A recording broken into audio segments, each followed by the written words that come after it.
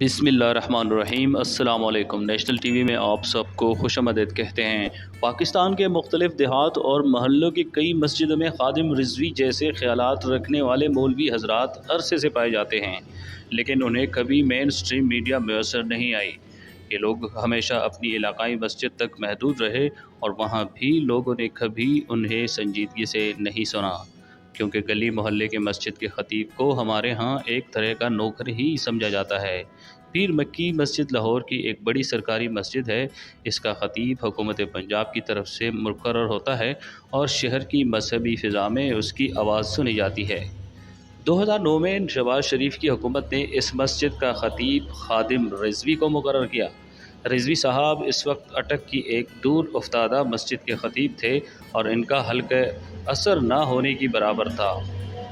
ان کو کوالیفیکیشن صرف یہ تھی کہ وہ ڈاکٹر طاہر القادری صاحب کے خلاف بہت زیادہ بولتے تھے۔ ڈاکٹر قادری چونکہ نواز لیگی سیاست کے سخت ناقد ہیں، لہٰذا رضوی مرحوم کو لاہور کی بریلوی آبادی میں ڈاکٹر قادری کے اثر رسوخ کو توڑنے کے لیے صوبائی وزارت داخلہ کی ایجنسیوں کی ایڈوائس پر وزارت مذہبی امور نے یہ عہدہ دیا۔ 2 سال تک رضوی صاحب وہیں کھڑے تھے جس کے لیے انہیں مقرر کیا گیا تھا۔ بے تکلف انداز اور شعلہ بیانی کے سبب اچھی تعلیم سے محروم لوئر مڈل کلاس لاہوری بریلوی آبادی میں انہیں سنا جانے لگا۔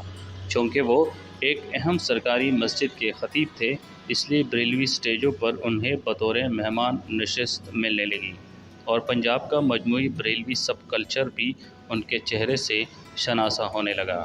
پھر سلمان تاثیر کا قتل ہوا۔ اس موقع پر بریلوی طبقہ بہت مچلا، لیکن جس طرح کھل کر رضوی صاحب نے سلمان تاثیر کے خلاف اور ممتاز قادری کے حق میں سٹینڈ لیا، وہ کوئی اور نہ کر سکا۔ اس کام کے لیے انہیں ایک سرکاری مسجد کا ممبر میسر رہا۔ وہ کھلے عام ماورائے عدالت قتل کو نارملائز اور جسٹیفائی کرتے رہے۔ شہباز شریف کی صوبائی حکومت نے کوئی ایکشن نہیں لیا، کیونکہ حکومت کے خیال میں خادم رضوی کی تحریک سے پیپلز پارٹی، عوامی تحریک اور تحریک انصاف کمزور ہونے لگے تھے۔ یوں ممتاز حسین کیس سے خادم رضوی کراچی تک بریلوی سپر سٹار بنتے گئے۔ پھر نواز شریف کی اپنی حکومت آئی۔ پرویز رشید، نجم سیٹھی جیسے مشیروں نے مشورے پر انٹرنیشنل اسٹیبلشمنٹ کی رائے اپنے حق میں مثبت کرنے کے لیے ممتاز قادری کی پانسی پر عمل درآمد کا فیصلہ کیا۔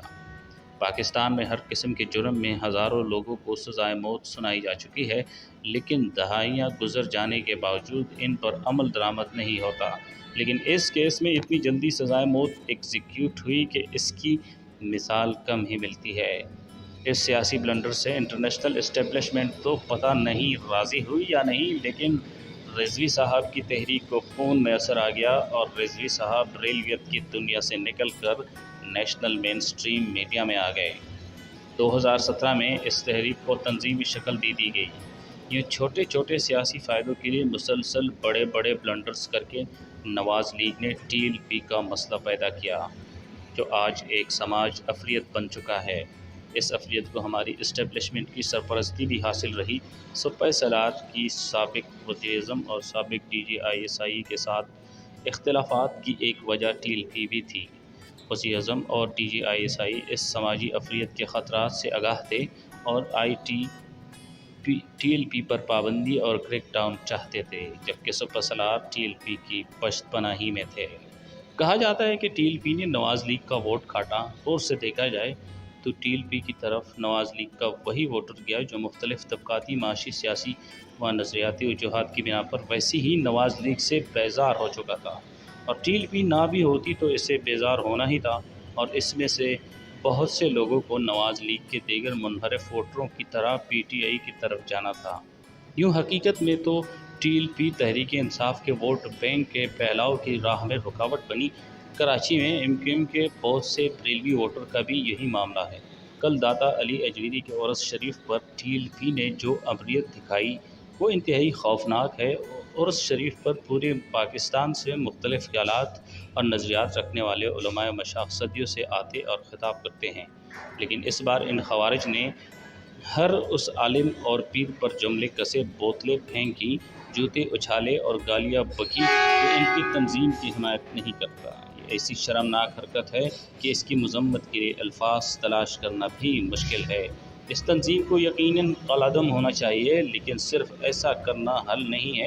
اس کے زہریلے بیانیے کو کاؤنٹر کرنے کے لیے کاؤنٹر سنی بیانیہ بنانا ہوگا۔